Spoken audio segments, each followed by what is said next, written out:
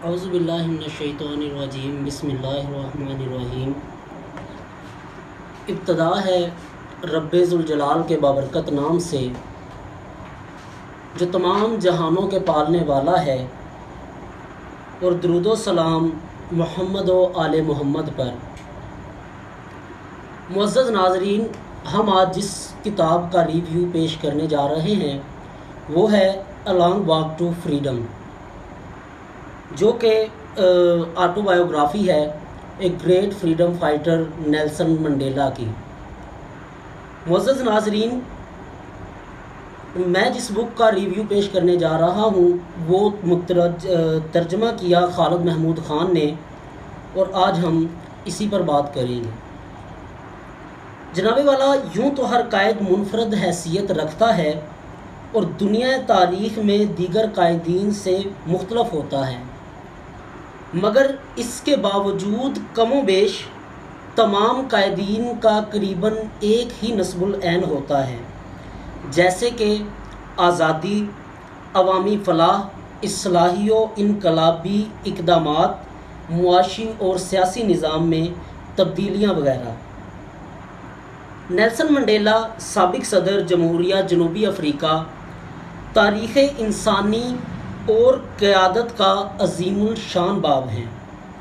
ان کی جدوجہد کم و بیش 70 سالہ تاریخ پر محیط ہے، جس کے مضمرات اور نتائج کے اثرات آئندہ کئی صدیوں تک مختلف علاقوں اور قوموں پر اثر انداز ہوں گے۔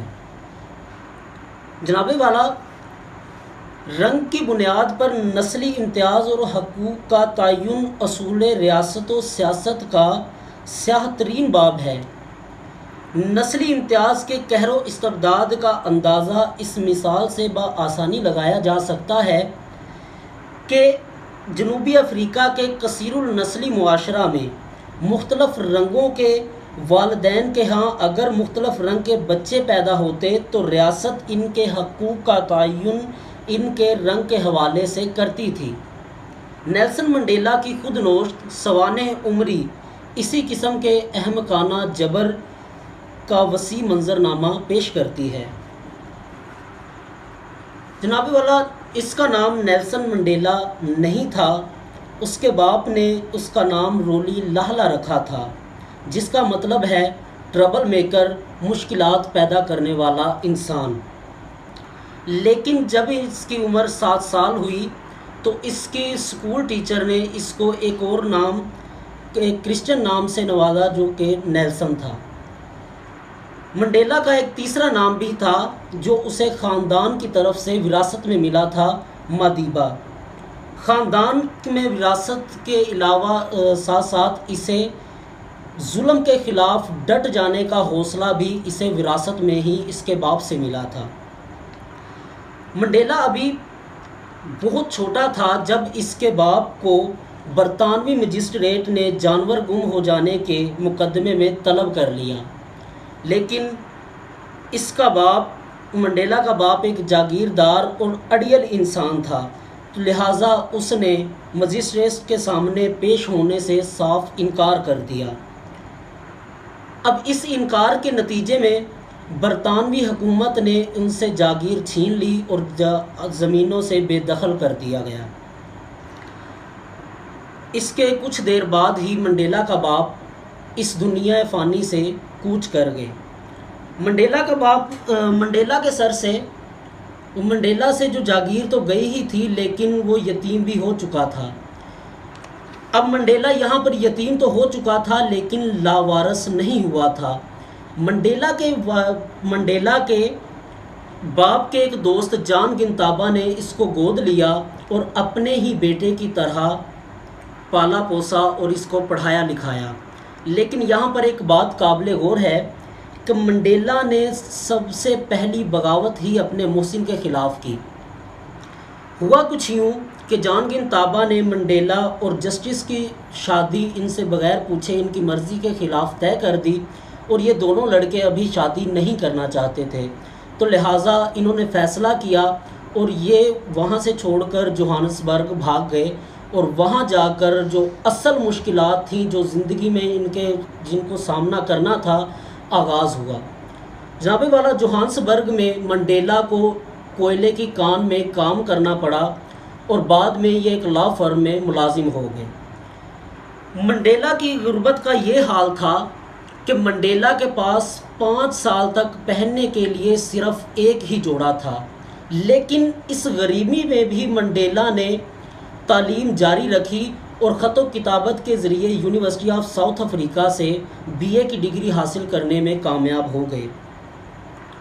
اس کے بعد جناب والا منڈیلا نے وکالت کی ڈگری حاصل کی اور وکالت شروع کر دی۔ اب جب وکالت شروع کی، منڈیلا کے مالی حالات تو کافی بہتر ہونا شروع ہو گئے، مگر دوسری جانب ساؤتھ افریقہ کے حالات بد سے بدتر ہوتے جا رہے تھے۔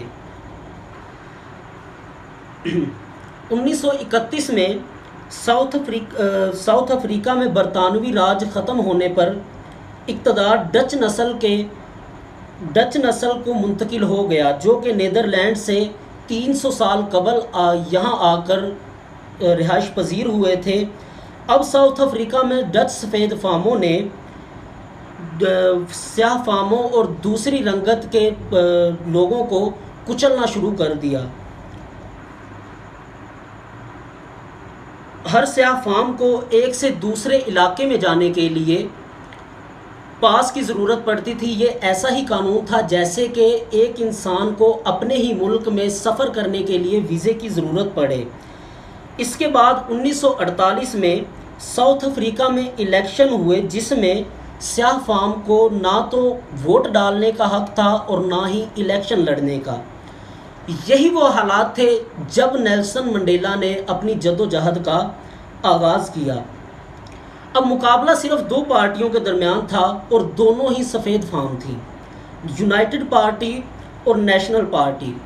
انتخابات کے نتیجہ میں نیشنل پارٹی اقتدار میں آئی، جو سیاہ فاموں کو انسان ہی تسلیم نہیں کرتی تھی، اور ان کا سب سے مشہور نعرہ تھا کہ کافروں کو اپنی حد میں رکھو، کافروں کو اپنی اوقات میں رکھو۔ لفظ کافر سے ان کا مطلب سیاہ فام تھے۔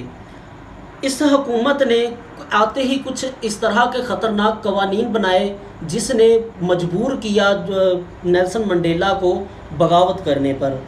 وہ قانون کیا تھے؟ آئیے ہم ان کا تھوڑا سا احاطہ کرتے ہیں۔ سفید فاموں اور سیاہ فاموں میں شادیوں پر پابندی عائد کر دی گئی۔ آبادی کی رجسٹریشن فیملی کی بجائے رنگ کی بنیاد پر کی جانے لگی۔ گروپ ایریاز ایکٹ، اگر وائٹ لوگ کسی بھی سیاہ فاموں سے کسی بھی ایریا کو یا زمین کو ہتھیانا چاہتے تو وہ اس ایریا کو وائٹ ایریا ڈکلیئر کر سکتے تھے اور سیاہ فاموں کو اس زمین سے، اس ایریا سے، اس علاقہ سے بے دخل کر کے وہاں پہ اپنا قبضہ کر سکتے تھے۔ جناب والا ان قوانین کے بعد آنے کے بعد نیلسن منڈیلا نے اپنی پراپر جدوجہد کا آغاز کر دیا اور وہ سڑکوں پر آ کر ان کے خلاف احتجاج کرنے لگے۔ 30 جولائی 1952 میں نیلسن منڈیلا کو پہلی بار گرفتار کیا گیا اور ان کو 9 ماہ کی سزا سنائی گئی، لیکن یہ سزا بعد میں 2 سال کے لیے معطل کر دی گئی اور ان کو وارننگ دے کے رہا کر دیا گیا۔ دوبارہ نیلسن منڈیلا کو 1956 میں پھر گرفتار کر لیا گیا اور 5 سال تک ان کے ٹرائل ہوتے رہے۔ اب نیلسن منڈیلا وہاں سے آزاد تو ہو چکے تھے، لیکن ان کے اوپر یہ بات بھی واضح ہو چکی تھی کہ اب سیاسی جدوجہد سے ہی کام نہیں چلے گا، ہمیں فوجی جدوجہد بھی کرنی پڑے گی۔ لہٰذا نیلسن منڈیلا نے اپنے گھر والوں، اپنے بیوی بچوں کو خیر بات کہا اور انڈر گراؤنڈ ہو کے حکومت کے خلاف متحرک ہو گئے۔ وہ مختلف بھیس بدل کر اپنی پارٹی کی خفیہ میٹنگز میں بھی جاتے اور اس طرح وہاں پر یہ منوانے میں بھی کامیاب ہو گئے کہ ہمیں اب جب سیاسی جدوجہد ہی نہیں کرنی، ہمیں فوجی جدوجہد بھی کرنی ہوگی تاکہ حکومت ہمارے مطالبات کو مانے، تاکہ حکومت سیاہ فاموں کو ان کے حقوق دے۔ تو پارٹی کی ہدایات پر نیلسن منڈیلا نے ایک تنظیم بنائی جس کا نام تھا MK، اور اس کا صرف 2-3 ہی کام تھے کہ سرکاری املاک پر حملہ کرنا، دھماکے کرنا، اور کم سے کم جانی نقصان ہو اور حکومت کو جتنا زیادہ ہو سکے وہ فائنینشلی نقصان پہنچا سکیں۔ جب کچھ چل رہا تھا تو نیلسن منڈیلا ایک دفعہ باہر جانے میں بھی کامیاب ہو گئے، اور ساؤتھ افریقہ کی پولیس بھی ان کو پکڑنے کے لیے مزید متحرک ہو گئی، اور کئی ماہ تک ان کے خلاف ان کے لیے ناکے لگا کر ان کو ڈھونڈتی رہی، لیکن یہ کسی کے ہاتھ بھی نہ آئے اور ملک سے باہر جانے میں کامیاب ہو گئے۔ اب ملک سے باہر جانے کا ان کے صرف 2 مقاصد تھے، ایک تو دوسرے ممالک کی حکومتوں کو اپنی حمایت میں کھڑا کرنا، اور دوسرا اپنی پارٹی کے لیے فائنینشلی سپورٹ حاصل کرنا تھا۔ جناب والا انہوں نے کئی ملک کے دورے کیے، کئی ممالک کے دورے کیے، لیکن جب یہ واپس آئے تو حکومت نے ان کے آنے سے پہلے ہی ایسا جال ان کو پکڑنے کے لیے بچھا دیا تھا کہ جیسے ہی یہ ایئرپورٹ سے نکلے، یہ ایک کار میں سفر کر رہے تھے اور ان کو وہیں پر دبوچ لیا گیا، اور بعد میں ان کے اوپر 2 مقدمات چلائے گئے، ایک تو غداری اور دوسرا دھماکے کروانے کا اور لوگوں کو اکسا کر حکومت کے خلاف بغاوت کرنے کا۔ جناب والا ان کو کل ملا کر 27 عمر قید سنائی گئی۔ عمر قید سنانے کے بعد ان کو روبن آئی لینڈ میں ایک جزیرہ ہے، وہاں پر قید کر دیا گیا۔ اب یہاں پر جو جدوجہد تھی وہ یہ تھی کہ ان کو باہر کی دنیا سے مکمل ہی کٹ آف کر دیا گیا تھا، اور انتہائی ذہنی ٹارچر سے ان کو گزارا جاتا تھا۔ ذہنی تکلیفیں جو حکومت سے یا پولیس والوں سے بن پڑتا تھا وہ ان کو تکالیف دی جاتی تھی کہ کسی بھی طرح یہ اس جدوجہد سے باز آ جائیں۔ لیکن منڈیلا نے جیل میں بھی اپنی جدوجہد جاری رکھی، اور یہاں اس حد تک ان کو ذہنی ٹارچر دیا گیا کہ ان کی ملاقات بیوی سے 6 ماہ بعد آدھے گھنٹے کی ملاقات کروائی جاتی تھی، اور حد یہ تھی کہ ان کو اپنی ماں اور بیٹے کے جنازے میں بھی شامل نہ ہونے دیا گیا۔ لیکن نیلسن منڈیلا ہار ماننے والے نہیں تھے، انہوں نے جدوجہد جاری رکھی، اور باہر ان کی پارٹی نے روز بروز ملک کے حالات خراب سے خراب تر ہوتے گئے۔ جناب والا 18 سال اس جیل میں گزارنے کے بعد صدر W.E. کلارک نے 2 فروری 1990 کو سفید فام حکومت سیاہ فاموں کو ان کے حقوق دینے کے لیے راضی ہو گئی، اور ان 9 روز کے بعد 11 فروری 1990 کو وہ تاریخی دن بھی آ گیا جب منڈیلا کو رہا کیا گیا۔ جناب والا اب یہاں پر مذاکرات شروع ہوئے، اور سفید فام حکومت ان کے حقوق دینے کے لیے راضی ہو گئی، اور اپریل 1994 میں وہ تاریخی الیکشن بھی آ گیا جس میں سفید فام بھی پہلی دفعہ سیاہ فام بھی پہلی دفعہ الیکشن لڑ رہے تھے۔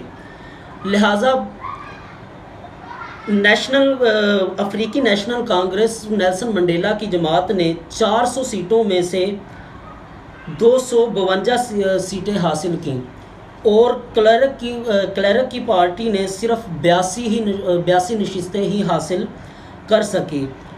اب جناب والا تاریخ نے یہ بھی دیکھا کہ جو 2 پارٹیاں اتنے عرصے تک لڑتی رہی تھیں، آج وہی 2 پارٹیاں آپس میں مل کر حکومت بنا رہی تھیں، اور یہ منڈیلا ساؤتھ افریقہ کا پہلا سیاہ فام صدر تھا۔ 10 مئی 1994 کو منڈیلا نے صدر کا حلف اٹھایا اور اعلان کیا کہ ہم کوئی بھی انتقامی سیاست نہیں کریں گے، بلکہ میں ایک ایسی ریاست بناؤں گا جس میں تمام لوگوں کو آزادی کے ساتھ ترقی کرنے کے پورے مواقع حاصل ہوں گے۔ تو جناب والا یہ تھے نیلسن منڈیلا جن کے بارے میں آج ہم بات کر رہے تھے۔ اگر ان کی شخصیت کے بارے میں ہم بات کریں تو یہ ایک بہت بڑے لیڈر تھے اور فریڈم فائٹر تھے۔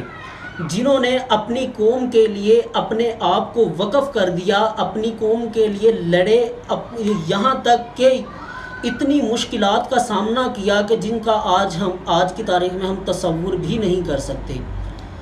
تو میری دعا ہے کہ اللہ تعالی ہمیں بھی اس طرح کے لیڈرز سے نوازیں۔